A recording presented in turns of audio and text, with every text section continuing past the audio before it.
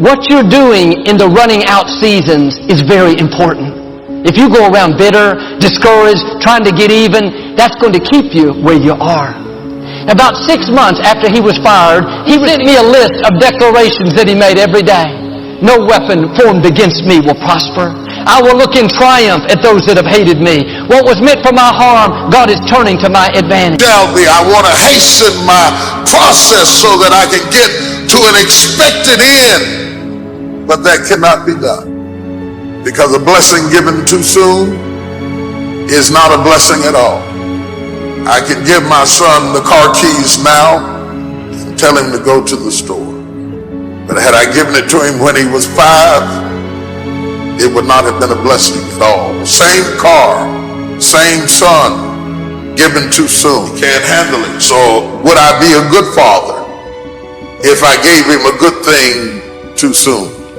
Sometimes my goodness is proven by my ability to say not yet. The younger brother of the prodigal son teaches us emphatically that if we get what is ours too soon, we cannot handle it. That the same thing that should make us praise the Father will drive us away from the Father if we get it. Listen to this. In this quick age where we want everything now, if we don't get it now, we quit. Give it some time. Give it some focus. Until you can clap for the seedling, you will never see the tree. Because you're so busy trying to compete with the trees that you haven't gone through the process of the acorn. We think about our lives in decades. I was from the 60s, but we plan our lives in days. Very few people have a plan for the next 10 years. You're in love with tomorrow, but you're neglecting today. And when God sees you neglecting today, He will not give you tomorrow. But until you learn how to appreciate where you are in the process, you won't get the power to evolve to your ultimate destiny. So you need to take your eye off of the tree and water what you got now. When you want something out of life, don't worry about how you're going to get it. The most difficult thing it is to hold the vision. You want to be persistent about what it is that you want to achieve. Promising yourself you will never give up. I ask the kids, how long should a baby try to learn how to walk? How long would you give your average baby? How many times will your baby attempt to walk and fall and you just say, just sit down, don't try anymore. You've fallen 20 times. Any mother in the world would say, you're crazy. My baby is going to keep trying what? Until. What a magic word. Until. Don't get caught up in, well, I've tried it 5 times and things didn't work out. If there's something that you want and you're hungry for it, you've got to do whatever is necessary until. And don't give up on yourself. Many people give up on the 1-yard line. Oh, no. See, life is not just that simple. And that's why most people never realize their personal greatness. They're casual about life. And when you are casual about life, you will end up a casualty. Promise yourself you'll read the books until your skills change. You'll go for it until you understand it. You'll practice it until you develop the skill. However long that is. Step by step, piece by piece, book by book, go for it. Don't miss the chance. Grow. No matter how long it takes or how difficult it is, when it's all said and done, you'll be able to say, I'm still standing. I know I am a victor and not a victim. I'm having some big challenges, but I know I serve a big God. I know I've been armed with strength for every battle. As long as God has given me breath to breathe, I'm going to keep pressing forward, believing for His very best. How can you measure the success of a year if you don't have a long-term goal in mind? You evaluate the year, not whether good or bad happens in the year. People going to die this year. People going to get sick this year. Things are going to happen in the year that's not fair this year. That happens every year. There will be no magic years as it relates to life. There will be no years like that. There's always going to be shocking news, and there's always going to be years full of good and bad. Nothing that has happened to you can keep you from your God-given destiny. God would not have allowed it unless He had a divine purpose. God said, I will take the bad things and make them work for your good if you have purpose. If you keep your mind on what your purpose is, they'll crush you and I'll make it a blessing. They'll walk over top of you and I'll choose you and bring you from the back row to the front row. There's always going to be somebody crazy in your family. It's always going to be somebody who don't want to treat you right. That is life. Look back over 10 years in your life. What happened? And what have you learned from it? If you don't learn from what you lost, you have no profit. Why would you have that much pain and no profit? I want this year to propel me into my destiny. If it's just but one step, I want to make one step closer so that when I get to the next 10 years, I am ready for that stage of my life. This will be a transformative year. It is not the movement of the clock that produces the newness of life. It is the movement in your mind. God is about to transform your thinking, your mindset. The enemies that you see today, you will see them no more. No weapon formed against you shall be able to prosper. The Lord said that there's more inside of you than what you have perceived. I'm tired of doing what I used to do. If I always do what I've always done, I'll always be where I've always been. I'm going to throw it behind me. This is your year of transformation. Don't let the habits of my past stop me from this metamorphosis. What separates us is transformation. The passion to get up off the ground and stop eating dirt. This is my time. In other words, there were behaviors and thoughts you've had in the past that were needed to produce the results you currently have.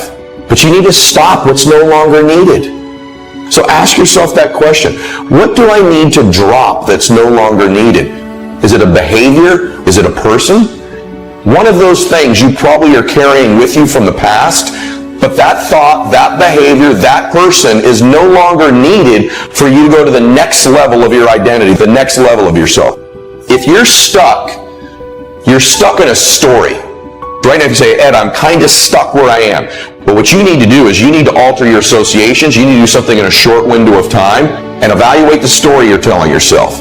Maybe it's a story about your past, a story about your parents, a story about a success you used to have. You keep talking about that doesn't serve you to get to the next level. Every second you spend in that old story about what you've achieved, some business you had, every time you live in that story, you're stripping time and focus from the new story. What's the old story you keep reading? Maybe it's not a success. Maybe it's a failure that you've had. You can't take that old story into the new identity. What's your new story? Who are you now? See, here's what's amazing. At any point in your life, you can just decide to write a new script. And guess what? You and God control the script. Listen to me. At any time you want, you can simply decide to be a new character.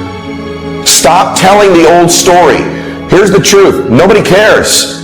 And that old character you keep playing is the very thing that will prevent you from becoming this new version of you. Just awareness of the power of identity puts you in the 0.1% of all the people on the spinning earth right now. You know, it's amazing how hard-working, smart-working people have all the luck. An overnight success. But if you've ever watched an interview with some of these folks, you'll probably hear that their overnight success took several years. Diligence is the mother of good luck. Happiness doesn't come from big pieces of great success, but from small advantages hammered out day by day. We must be happy with what we've got when we're in pursuit of what we want. Too often we say, I'll be happy when I just have more money. Oh, I'll be happy when I just get that promotion. You won't be any happier when you reach your goals than you are right now. Abraham Lincoln said it best. He said, you'll be as happy as you make up your mind to be. Being happy on the way doesn't mean you can't aim for great things. It means that big achievements come one small advantage at a time. It means that you must enjoy and take pride in your little accomplishments. Every day, every single day. Success is a pleasure. If what you are doing today isn't satisfying, gratifying, guess what? You're really not successful. It doesn't matter how many worldly possessions you may have, how many cars, how many toys.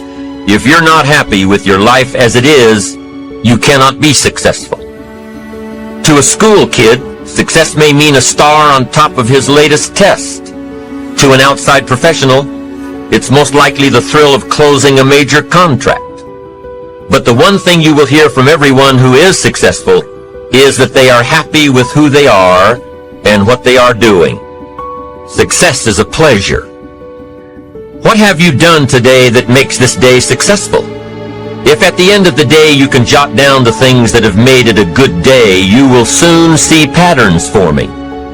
When you can see a pattern of pleasure, you'll know you're on the road to success. Success is measured through pleasure. You've got to be happy along the way. Good job, you need to tell yourself. I'm proud of me today. You've got to learn to enjoy the process. William James described success as a combination of two things: an inner ideal which is followed persistently with courage. I take that to mean defining a goal and having the resolve to complete it. Promise yourself you'll read the books until your skills change. Go to the seminars until you get a handle on it. Practice it until you've got it right. Step by step, piece by piece, book by book, do it until. Don't miss the chance to grow, to pay the price, until you learn. You'll discover some of life's great treasures when you pay that price. Go for it. And number 2, outer achievement related to that ideal. But what Dr. James realized was that the first part is indeed more important than the second. As long as you're working toward your inner goal, your dream, then success is possible. Now, maybe the person who's been working on a project for 10 years can be successful in his own right, if he's honestly working toward it, really happy with where he is, doing it until, going for small accomplishments along the way for however long it takes. You'll start to see things change around you, little things, not major things. If you're one of those who'd rather stay up late and get up late, and you roll out of bed cursing the alarm clock every morning, maybe you could start with the little change of going to bed half an hour earlier than normal. Maybe you'll find out that you jump out of bed in a better mood, and that you'll get more done. It all starts by making one little change. You see, you can't change what's going on around you without first changing what's going on within you. When you start changing how you think, how you act, how you treat yourself, when you start responding instead of reacting to life, life will start responding to you. You cannot believe what can happen in such a short period of time. You don't have to worry about the winds that will most certainly blow around you, the obstacles. You don't have to worry about what other people will say. Those winds may blow fast and furious, but if you know your path, they will help push you toward the dreams and treasures that you have already decided you're going after. There are some amazing people around that we can learn from today. People who have already braved the storms and come out on top. People who started with nothing and ended up with something great. People who turned their focused dreams into the reality of success. Stories of success are all around us. Take the time to talk to these people or read their stories. You might find out that they have already traveled the path you are now on. Many of these people have written books on their journeys. These books tell the stories and give the secrets that we can all learn from. Let's say you want to go away to a place you've never been before. Wouldn't you want to find someone who had been there? What's the best way to get there? The safest route? What do I need to bring to be totally prepared? What dangers do I need to avoid? It's the same thing with life. By listening to those who are farther along in the journey you are interested in taking, you just might pick up something that will make your journey that much better. They can provide that extra push you've been looking for. They've been there. Their knowledge is valuable. Now, most of us want to believe that we're independent, that if we set our minds to do something, simply it can get done. Unless you look to others, you can work twice as hard to get half as much. Ask for help, not because you're weak, but you want to remain strong. And ask for help and don't stop until you get it. And so I started talking to other people who had gone through my experience, and we became support for each other. There is no self-made man. There is nothing wrong with asking for what you want. And I started doing research, trying to find out what are the things that I need to do. I started reading everything I could. I started asking people questions, people who had already gone through it. I talked to everybody. I researched. I became actively involved in the process. You've just got to be a good student and gather the material in the books as you go along. Even on my farm now, I've built a library for 2,000.